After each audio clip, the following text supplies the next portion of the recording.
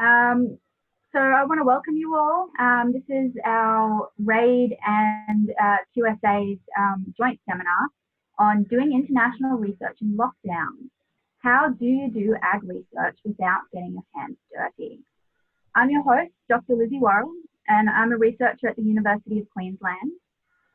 Hi, my name is Charlotte. I'm a PhD student at the University of Queensland. And Charlotte's also going to be co-hosting with me today. So today I'm representing RAID, which stands for Researchers in Agriculture for International Development. RAID is an Australian-based network that brings together students and EMCRs with an interest in agricultural research in developing countries. You can stay connected with us on social media, where we have copied the links into the chat if you would like to join. You can also become a RAID member if you want to be involved with events like this. And the link's also sent in the chat for that one. We also want to let you know that there's currently an International Travel Award by Crawford Fund that is allowing students to apply for international travel to help them better their research. So we've also shared this in the link as well. And so Charlotte, if she wants to introduce QSA. Hi, so I'm representing QSA, so the Coffee Student Association. So the QSA is a postgraduate student association established at the Queensland Alliance for Agriculture and Food Innovation, a research institute based at the University of Queensland, a global leader in agriculture and food science research. If you need more information about the type of research carried out at coffee, I invite you to visit our website and follow us at the QSA Twitter and Facebook to join our PhD community. We put all the links in the chat anyway. So. Yep, and so we've just got some brief housekeeping rules. Today we're running this as a Zoom webinar. So if you have any questions for our panel members, there should be a Q&A section which you can put your question into. There's also should be a system which allows you to upvote the questions which you would really like to hear answered. So if you have any questions coming through there, Charlotte will jump in and read your question out loud for our panelists. We also are recording today. So this will be available through both RAID and the QSA links afterwards. And so without further ado, I'm going to ask our panelists to briefly introduce themselves and their role in international agriculture. And I'll start with Dr. Bradley Campbell.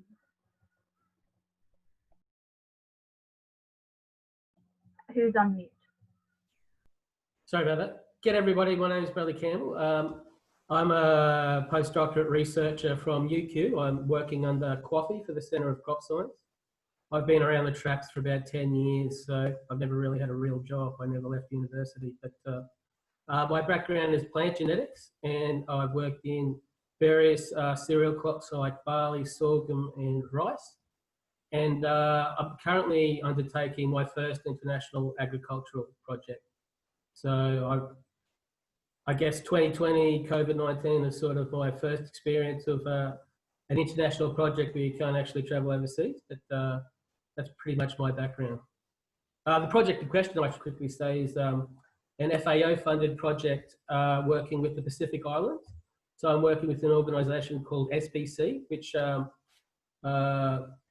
represents a lot of the research done in the Pacific, and it's based in Fiji. So the main project I'm working on is to do some extension work. So running a workshop on genomics, but I'm also going to be in charge of genotyping their taro collection, which is one of the biggest in the world. And it's a traditional crop that's very important to them.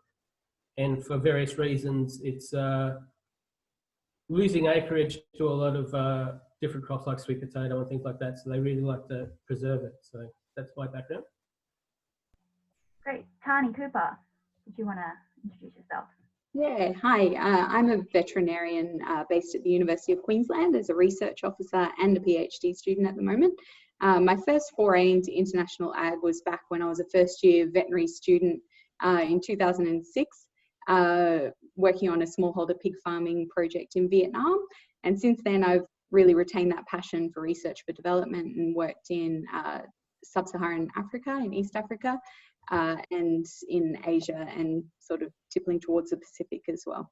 So at the moment, I'm working on 2 projects for my job part.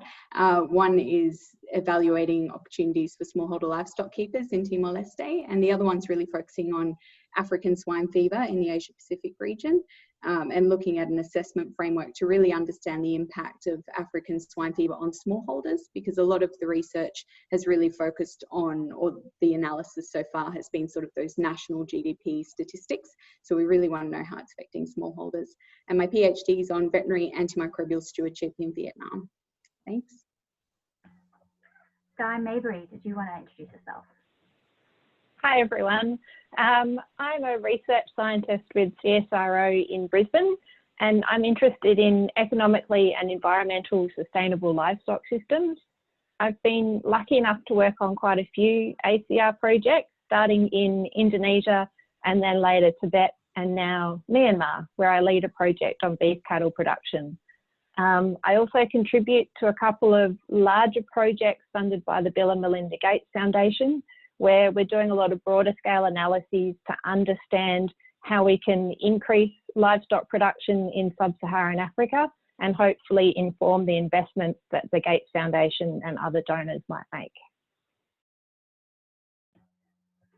And Humera, I'm not sure how to pronounce your last name. Iqbal? Is that, do you want to correct me?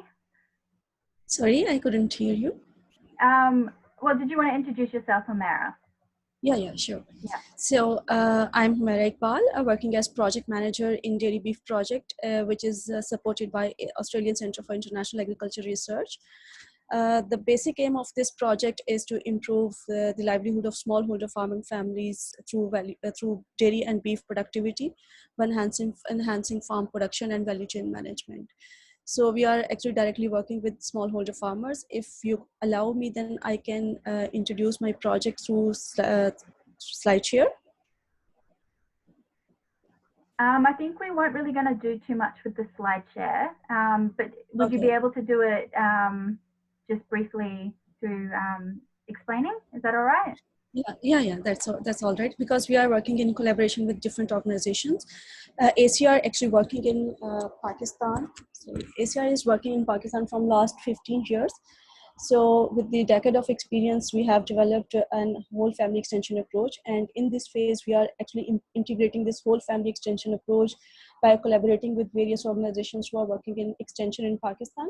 So our team is developing capacity of farm advisors, and through farm advisors, we are approaching to the farmers, and also directly our team is working with the farmers to improve their farm production by establishing a farm business group. So we are actually linking farmers to the market by giving information that the market specification, which farmers can rear animals according to the market specification. So through which we are exposing farmers to the market. That's great. So Tamara, if you wanted to put your collaborators into the chat, you're more than welcome to. Like if you want to make sure people know who you're working with. But we'll move on to the first question. So we do have a lot of agricultural researchers listening, but we want to make sure that they are actually familiar with what international agriculture is and what it entails. So I don't think all of you need to answer this. So if just one maybe wants to put up their hand on briefly describing what the differences between international agriculture and just agricultural work might be.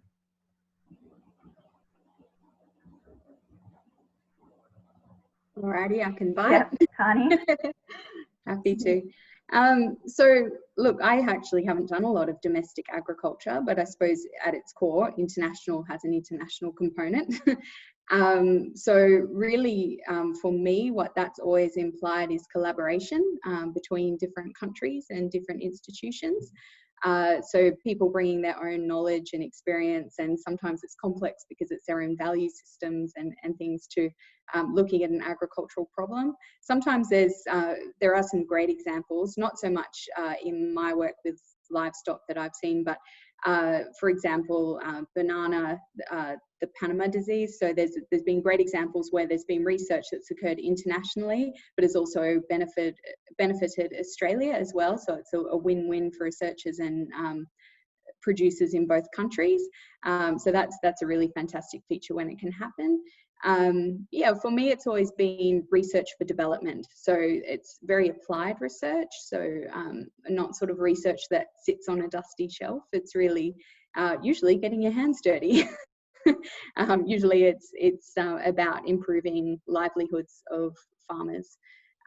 So yeah, it's building relationships and all of those things. If anyone else wants to add or counter what I said. All right. Yeah, nice example and explanation. Thanks. So the next question, there have been a lot of unexpected changes due to this pandemic. The most obvious example being that most people are working from home. What would your 3 main changes due to COVID-19 be? Sorry, I will go in reverse this time. So Humera, did you want to start? Yeah, actually, this was actually the first experience for many of our Pakistani that we are not used to conduct research remotely because the first 3 things which we did after this COVID-19 that we have adapted to the situation. It was challenging to give this information to our farmers because certainly in our research we have planned for our farmers to link them with the market, and they are actually planning marketing to sell their animals to the market, but due to this situation their plans has just shattered and all of the transportation and the animal markets are just restricted. So this was the big loss for farmers, especially for milk and the beef animals.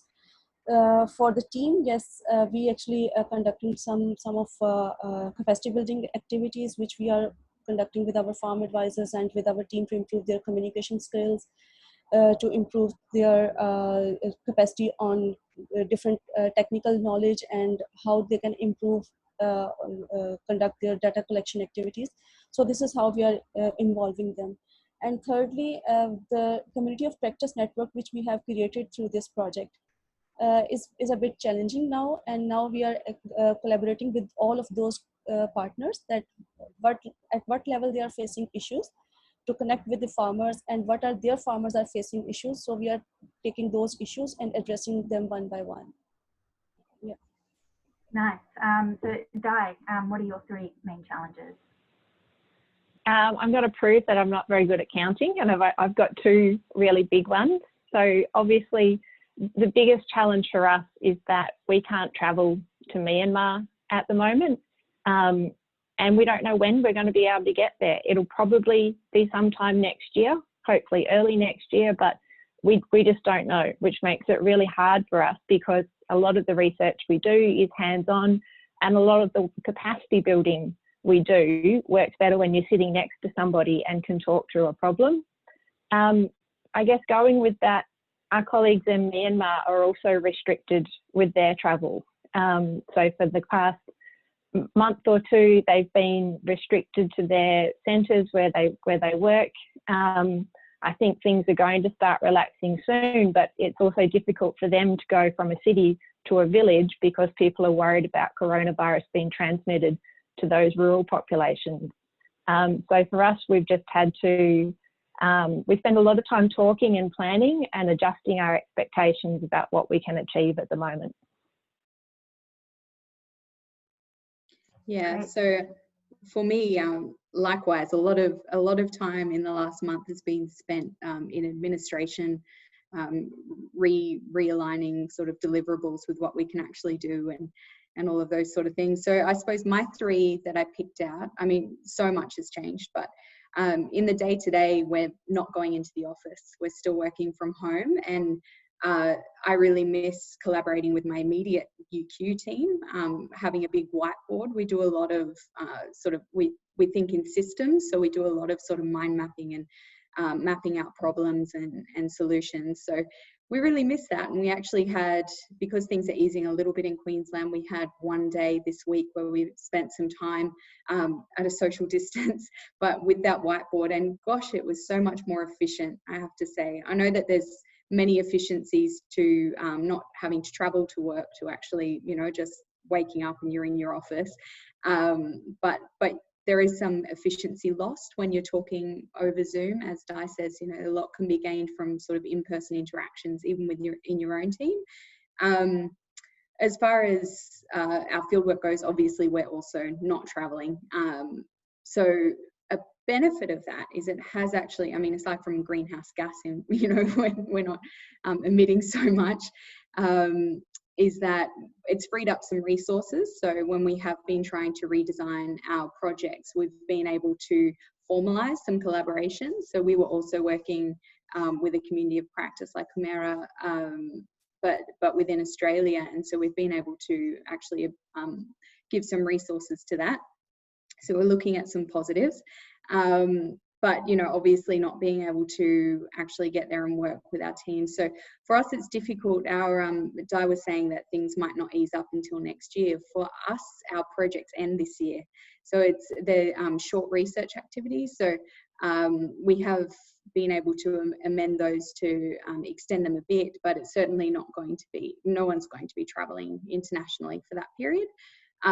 So we've been looking at doing some training of the trainer online. So for the African swine fever project, we're working in the Philippines and Timor-Leste, and the situation, the local situation there is very different. So in Timor-Leste, actually, they just lifted their state of emergency. There's definitely still challenges there and issues with food security, but COVID-19 hasn't really taken off there, and they have been allowed to travel. Agriculture was actually exempt from that state of emergency, so the officials there were able to move. So certainly we have to look at the, you know, the ethics of not wanting to put people at increased risk, you know, by sending people into situations where they shouldn't be traveling. But yeah, it's quite different to the Philippines, where things are very locked down and partners can't even leave sort of, say, Manila. And so we have to look at how our collaborations need to be sensitive to that, because our partners are under such extreme stress just in their day-to-day lives as well. So yeah, a lot's changed with that. But we're looking at some creative strategies like this training of the trainer to actually have others go and do some of the research that we were going to do or be there for. And what we're looking at doing is, and I hope that other people do this too, is write up some lessons. So write the lessons of, you know, what COVID-19, what international ag in a time of lockdown looks like, and the challenges and the successes, because hopefully, you know, hopefully another pandemic doesn't happen, but I think it's really good to be prepared for when there are places locked down, and yeah, and learn from each other. So that's why this panel is so great as well. Thanks for having us, Lucy. Bradley, what do you want to say your three main challenges have been? Well, I have not been able to meet in person any of my collaborators in Fiji, so that's obviously a big impediment, and everything's been done remotely. A lot of preliminary planning can be done, and I've been able to use Skype and Zoom with my colleagues overseas, but in terms of scoping out the infrastructure and what's capable and things like that, it's been quite an impediment. And other things too, for instance, there's a lot of work we could be doing now. So for instance, these days, a lot of genotyping work is done as a service where you send it to various companies and they provide you with the data, but we can't actually get the funds from FAO in Rome because they're just shut down and not approving things or anything like that. So there's been problems that way. We could be doing work now without problem, but it just hasn't worked out that way. I'd say that you just keep busy, and the workshop I was meant to run might, depending, like the federal government has said the Pacific Islands might be part of this travel bubble that involves New Zealand. So if that happens, I think the project could go along according to its timeline. But otherwise, I mean, I think a lot of people are going to be asking for at least time extensions on their projects, especially if you're doing field work and things like that. So I guess we'd be looking to that as well. So that's part of the project I work on as well. Yeah. So we'll move on to, oh, sorry, did someone want to say something? No? Okay. So like Australia's been in lockdown for almost 2 months now, with restrictions starting to ease. However, like as we've brought up already, international flights are extremely uncertain at this stage. So how have your specific plans changed? And do you think you'll still be able to carry out meaningful research? So Tani, did you want to start? Yeah, so I suppose I was already talking a bit about that before, that we're not traveling, and we had, by now we should have been to Timor-Leste and the Philippines, if not Thailand as well, Bangkok, for our project. So none of that's happening. But as far as meaningful research goes, yeah, absolutely. You know, even the collaboration that we're having online. So, you know, working through problems with our collaborators internationally, and looking at how research, you know, I think now is a time that we certainly wouldn't want to be abandoning our partners that give us so much and actually are probably suffering a lot more from COVID than Australia is. And so, you know, it's been really great to, I suppose, you know, foster those relationships that we built before COVID-19 and talk through the reality of the situation that they're facing, and how we can still do some research and what that would look like. So for us, we're doing more secondary data analysis. So for those who aren't sort of tech people, just, you know, data that's been collected, say through development projects, through ACR projects, you know, that sometimes it's sort of sitting there and we're not taking that extra effort to go and look for it. So we're actually going to work with an office to sort of dedicate somebody to that, because they can't move out either in the Philippines. So there'll be people who will be really looking for that difficult grey sort of literature and that data, and be using that. And, you know, as much as we'd love to be collecting primary data as well, it certainly is great to frame our research, our ongoing research, based on what's already there and what we already know. So we're putting a bit more effort into that. Yeah, I'll let the others answer, because I have spoken a bit about it already.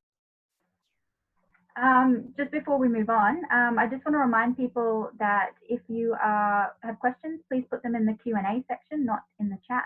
Just makes it a bit easier for us. And don't forget, in the Q&A, you can upvote questions that you really want to have given to the speakers. So please do that as well. But Humera, did you want to tell us how you're carrying out meaningful research? Yeah, the first challenge which Tani also mentioned about the time, the research we have planned to conduct, conducting some of case studies with our collaborators, and some of our social scientists and project leaders has to travel to Pakistan from Australia.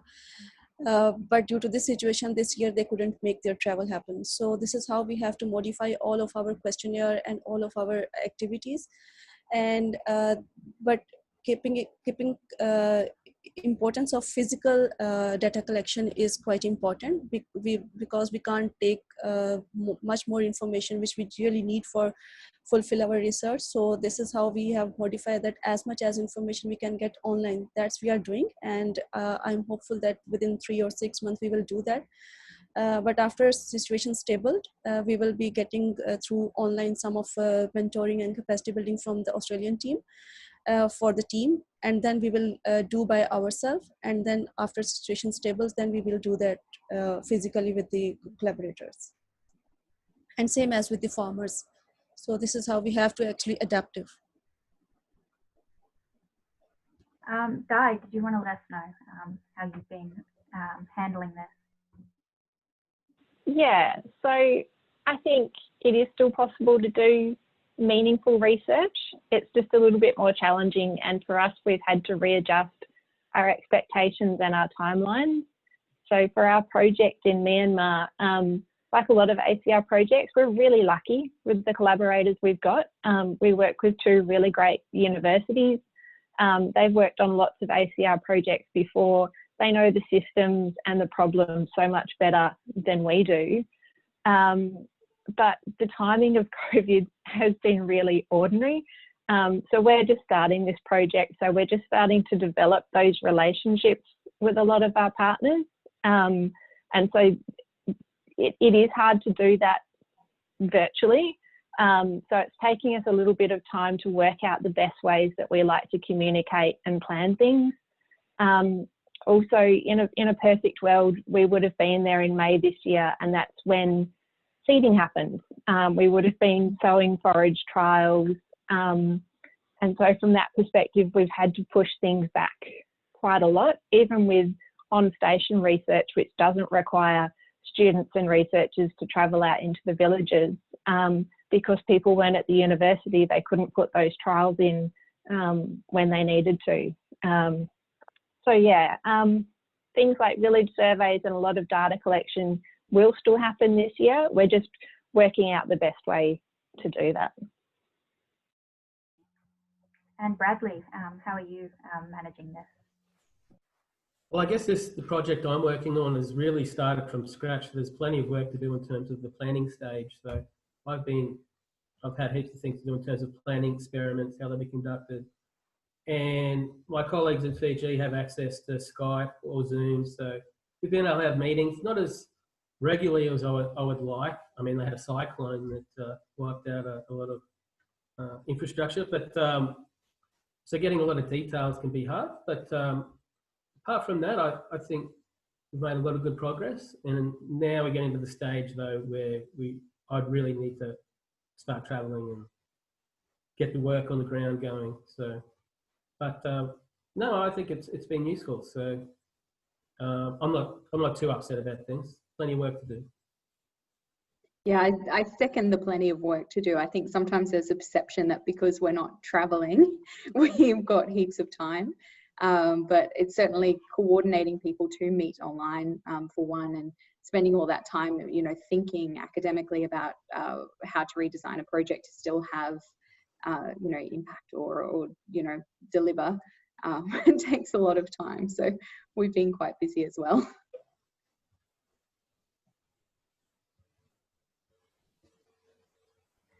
So there is a... Yeah, sorry, Charlotte. I was about to say probably what you were about the Q&A.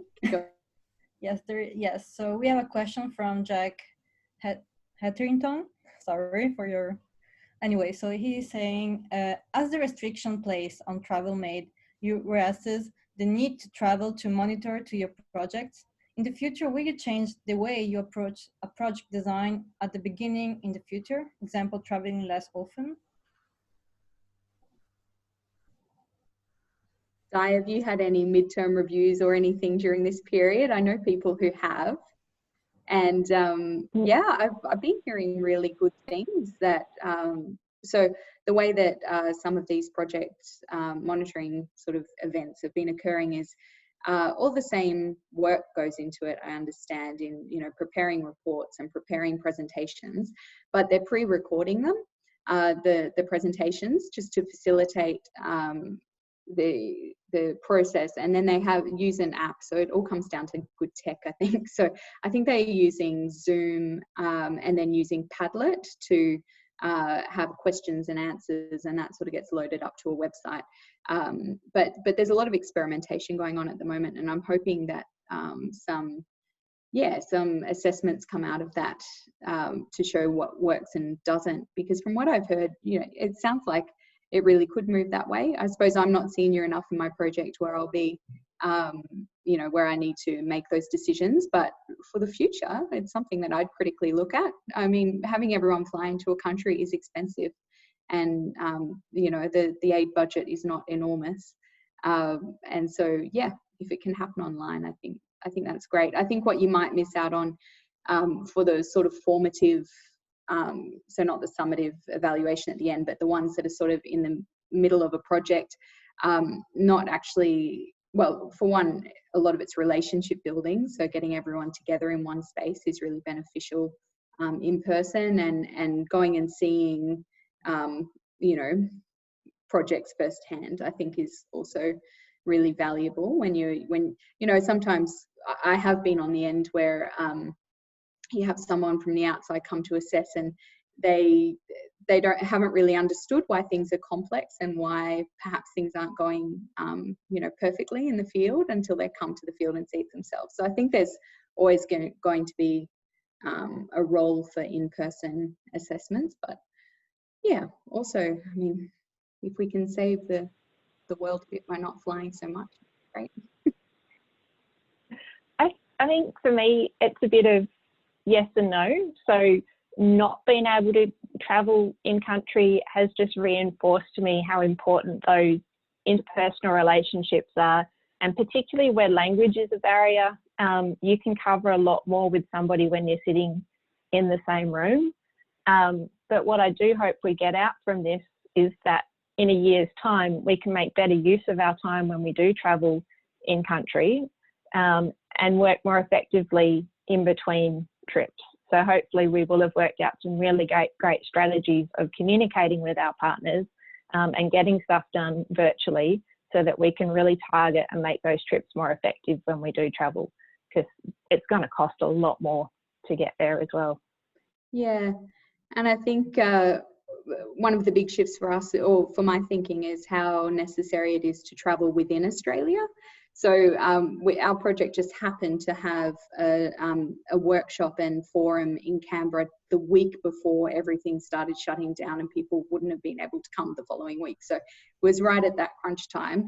And then just last week, we also had a roundtable, an international roundtable on livestock in Timor-Leste. So, you know, it's a stark contrast. One, we all flew to Canberra, and one we had online. Something really positive that came out of that was we had a much, and probably this panel is also testament to that, a much greater attendance to our roundtable last week during COVID than we did in Canberra, because it really sort of levels the playing field, and also, you know, resources aren't required. I say levels, but people need access to the internet and to computers. So, you know, that's problematic for sure. But I think that it does make me think about some of these sort of, you know, expert meetings that we have, how many of those could occur online, where it's not so much relationship building as it is sharing information and disseminating information and maybe bouncing some ideas. So, you know, that was exciting for us, because we ended up with sort of 50 people, when before all of the resources for people meeting up in Timor-Leste were going to come from our small project.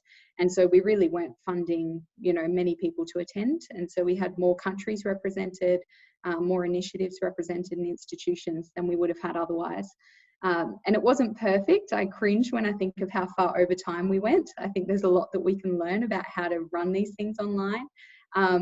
But we ran with it, and at the request of all the participants and the in-country sort of government, we're now running a series of follow-on smaller meetings. So rather than just trying to bring everyone together in this mega Zoom meeting, running them on specific topics following up. So yeah, I think that, you know, you couldn't do that if you were then trying to physically bring people together for all of those meetings. But now all of these people have met online, and they're quite comfortable with talking about their projects and initiatives online. So, you know, it was a matter of me putting together a calendar invite and sending it out, and sending out a Google Doc for people to edit the agenda themselves.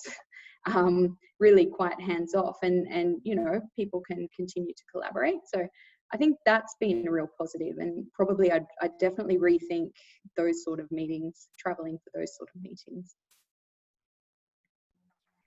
Bradley, so you have done a few projects before, and now you're starting up your new one.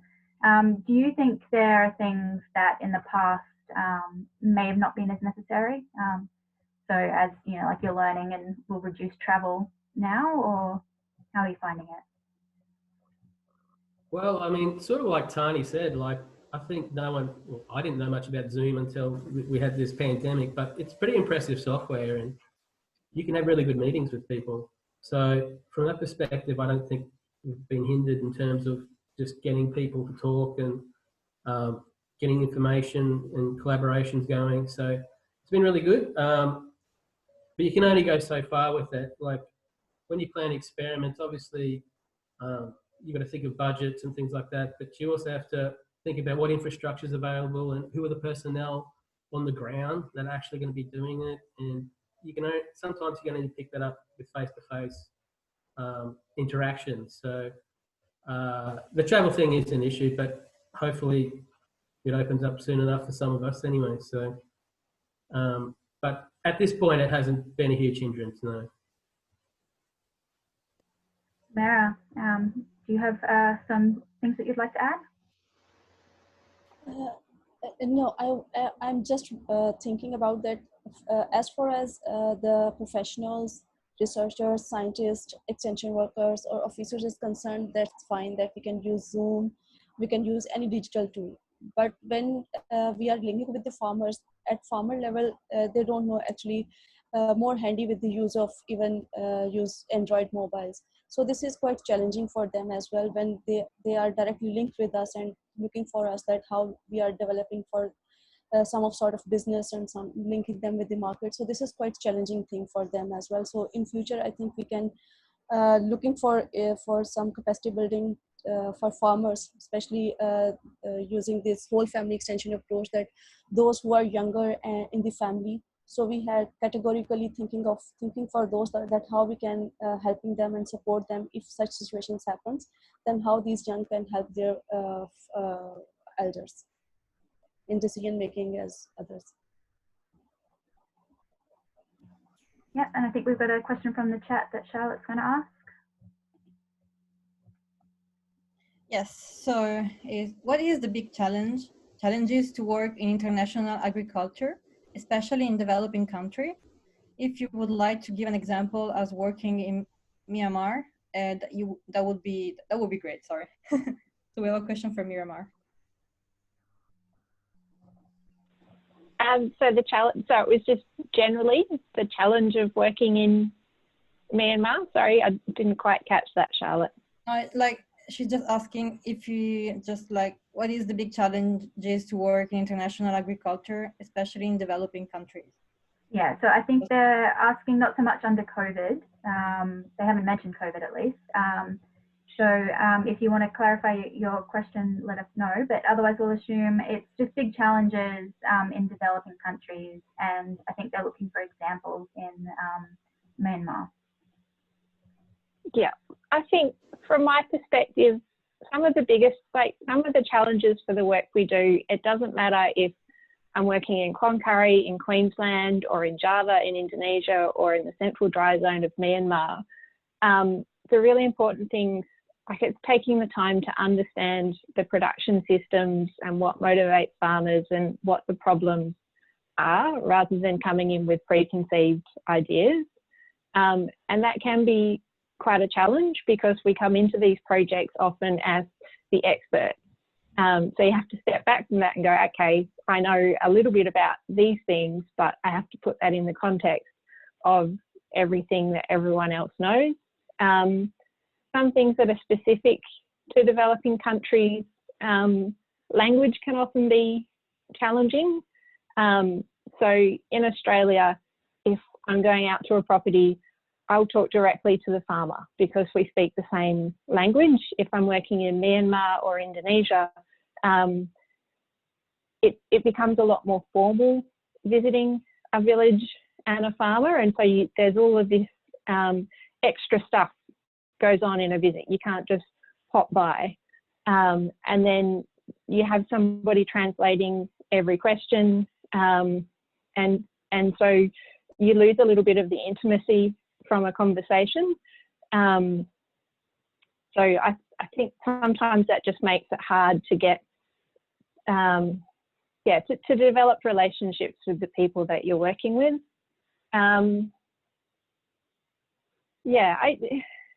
Generally just not understanding things is where a lot of our problems come from. It's that we as Australian researchers have misinterpreted or misunderstood something, leads to a lot of challenges, but we can overcome that. Does anyone want to add on top of that? I mean, this is my first project, so I guess the travel expectations for my project is a lot of it will be done remotely from Australia. So we intend to conduct experiments looking at things like salinity tolerance related to climate change, maybe in sea level rises, They're also looking at things like taro leaf blight tolerance, which is a big issue in Samoa in the 90s. That almost wiped out the crop completely. But a lot of those sort of experiments, particularly breeding experiments and genetic experiments, you need to maintain quality control. And I'm not saying that wouldn't be the case, but when you don't have your finger on the pulse and you're new to everybody and you haven't met them before, sometimes I think that can be a challenge. Making sure that everyone working is on board with exactly how things have to be done.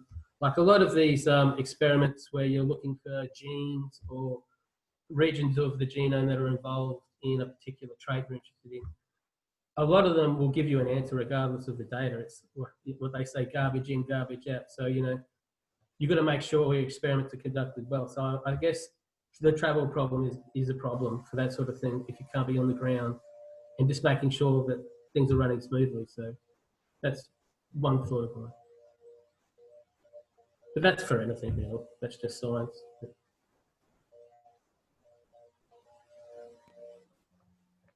Yeah, so the next question, so for any up and coming researchers, you know, like it's so uncertain at the moment, and normally when you're up and coming research, it can be quite stressful already. Do you have any advice on how to proceed with some, like the short term and, you know, these longer lasting changes that are going to be happening for, yeah, people that are wanting to get into international agriculture or just started? I'll start that one off quickly. Yes. It doesn't matter if it's Australian agriculture, Indonesian agriculture, Myanmar agriculture, the underpinning science is the same. So it doesn't matter if you're starting out as a student or a postdoc. You know, it would have been great to get out there this year and start an international research project. If you can't, it doesn't matter. Get some experience in Australia, build up your science, and they'll, you know, if you're good at what you do and you're a good communicator, there will still be a position for you in a couple of years. I think that's when we're employing people to work on international agriculture projects. We want people who have good science and are good communicators and can work with people. It doesn't really matter if you did your PhD in Indonesia. Humera, what do you think up and coming researchers should be doing? Yeah, I second D actually. Yes, we have to think of more about those points which we are feeling that need to consider for conducting some of research, rather than to like the gaps which we are feeling with the farmers, the feedback giving to the farmers and receiving problems from the farmers. So this is quite important. Rather than to be conduct some research internationally, we can get collaboration through this network, through online, through the experts, and conduct in-country research. The capacity can be developed in such way for young researchers, rather than to go and do all of that. Bradley, what do you think? I mean, regardless of the pandemic, food security is always an issue. And I think, I mean, you read articles like a lot of countries now are having problems with their distribution networks and things like that. So I think international ag development is going to be a priority regardless of the current travel arrangements. And I think they'll probably have to allow for some sort of development work. So I think there's going to be room for small researchers in this area. It's quite vital, I think. Dani? Yeah, well, I agree with Di. Definitely building up skills wherever you are, for sure. But I always would say, you know, get out there and have a crack at international R4D. And the Crawford Award that we mentioned right at the beginning is a good example of where you can apply to receive a small amount of funds and go and spend some time alongside researchers who are already in the field, alongside an organisation, and learn from them, and just be a sponge when you're in the field. And I did ask when we were sent that link through, well, how's this going to work when we don't know what the future looks like, and we don't know, you know, I know that if I were putting time into applying for an award, I'd sort of want to know that it could actually happen one day. So the idea with Crawford is that they're you know, practicing what we all preach, which is being adaptable. So they're saying, apply, you know, dream up a project that you might want to spend some time with or on, and then they'll be following, you know, obviously they'll be safe and they'll be following all the DFAT advice. And you know, ACR is another example. Crawford and ACR are both quite flexible organisations, so they're adaptive. They know that the sort of work we do, things change all the time. And I suppose that's my piece of advice for people just starting out, is just maintain a sort of a sense of humour and ability to be adaptable to situations. Because I was thinking about it earlier today, and I thought, you know, one of the best things is to live in a share house and let people get on your nerves and, you know, all of those sort of things, and just get used to being a bit uncomfortable. So as well as getting practical experience in Australia, I think just that relational aspect of not being sort of you know, too stuck in your ways, and being willing to get along with lots of different types of people, that'll get you a long way when you can get out in the field. So yeah, a plug for the Crawford Student Awards to have a look at those. The awards different for each different state, the amount of money that's available, and the sort of networking and mentorship opportunities. So have a look on the website. So since we have quite a few internationals, does the Crawford Fund also, is it just within Australia for them? I know that there's international students that you can apply in Australia. Apologies for those outside Australia, I'm not too sure. Di, do you know? You were about to give another one, I think. Yeah, I'm not sure about the Crawford Fund. There are lots of opportunities around though, and so that was the other point I wanted to make, was just work on building your network. So the RAID network is a really good example of a group of people where you can connect with people that are working in international ag research. If you're working on a project already, talk to your project leaders about opportunities and scholarships that are available. For people that want to get into international ag research, start talking to people that are doing it already. Because for a lot of us, that's how we got our foot in the door in the first place. We were talking to people we met at conferences or at a networking event and said, hey, I want to do what you do. And once people know that you're interested, they'll start to look for opportunities for you. Yeah, and obviously I'd just like to add that obviously you can't go meeting people in conferences at the moment, but places like Twitter are always a great way to start up conversations with people that you like, and you know, get your foot in the door basically. But Charlotte, you have a question from the chat for us.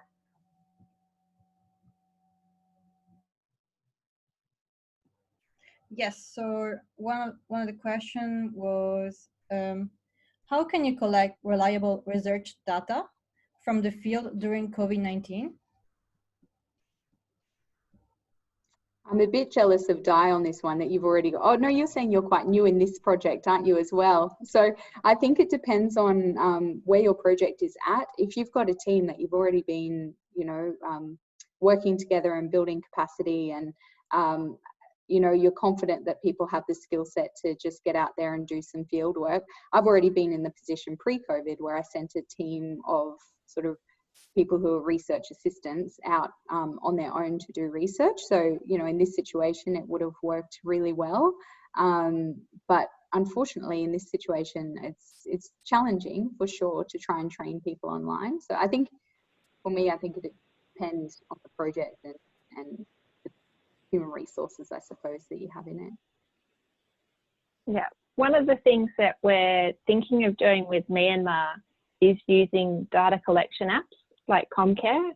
And Humara, I don't know if you've used these in Pakistan, but where the data is collected on a tablet, because it goes up into a cloud, it means that the researchers in Australia or more senior researchers in Myanmar can check through that data as it comes in, so we can pick up any errors as they happen. And so we have that immediate process to make sure that we've got good quality data. My boss was just on his iPad or on his computer checking data that was coming in last night from Vietnam. Someone had clicked something and it started a loop that just kept going around and around. So yeah, it's great that it can be done in real time. We are actually also using ComCare for getting follow-up and data collection for the farm advisors. And now we are actually in the phase to collect data from the farmers, but due to situation, we have just stopped that. And the situation, sorry, that we were told about in Africa, was it in Kenya, that the mobile phone sort of network in East Africa anyway, that this was already established before COVID-19, because a lot of places that we work in are difficult to get to, and they can be quite remote. And so they were already setting up an infrastructure of people just with regular sorts of phones who could contact each other in a chain of information sharing. So they're utilising that now and learning from that. Bradley, did you have anything you wanted to add? Just what Tani said, it's all case specific. So I'm in the fortunate position where I'm working with an organisation that has its own labs, and a lot of the work they do is quite routine, that is part of the project. So they're quite experienced. So it's one of those things where you can delegate, so you don't have to worry about things happening. But field work, that's something I'd probably want to be there in person. But apart from that, yeah, it's case specific, I think.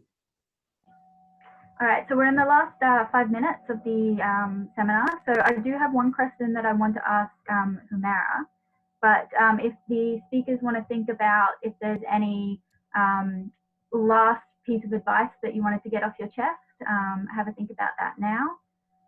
But Humera, how can we, as like the people in Australia, support people like yourself better? Is there things differently that we need to do now that we have the COVID-19 restrictions? Yeah, this panel discussion is an opportunity. Like today, I get many things to know that how you people are working international agriculture research. So in country, this is the same challenge we are facing in the travel restrictions, because we can't move freely to the villages. But yes, these virtual meetings and the capacity buildings. So yes, this is helpful, and especially the opportunities which you have mentioned and shared those links with us. And these would also helpful for the students, because we have certain interns on board. Unfortunately, just when they have on board, they couldn't. We actually couldn't spend much time with them to develop their capacity. So many of them are planned their research to do with us, like the ACR projects, dairy beef and small ruminants project, which we are leading there. They couldn't actually get more expertise in data collection and know more knowledge about research for development. So these type of links and opportunities are really helpful for them. I'm glad to hear that. So speakers, if you have 1 or 2 sentences that you feel the need to get off your chest, now is your time. So Bradley, was there anything that you want to add? I'm really hoping a lot of funding bodies give time extensions for these projects. That's a big thing. Funding, probably not in this environment, but timelines, I think would be great if, progress reports and that sort of stuff like that. Yeah. That's crossing the fingers there. So I've been hearing reports that, yeah, the timelines are getting extended, but funding might be more of the issue. So I think it is a generalized thing that most people are accepting that. So yes, fingers crossed for everyone in research on that one. Tani? I just hope that everyone writes down their experiences and shares that information on how they've approached this crisis and doing international ag.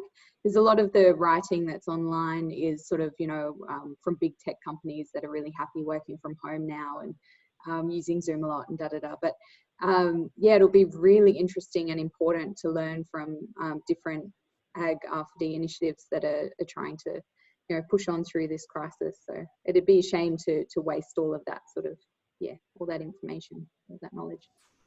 Di? I think that's a really great point that Tani makes. And I'd like to think that we could learn a lot from each other and from other projects during COVID.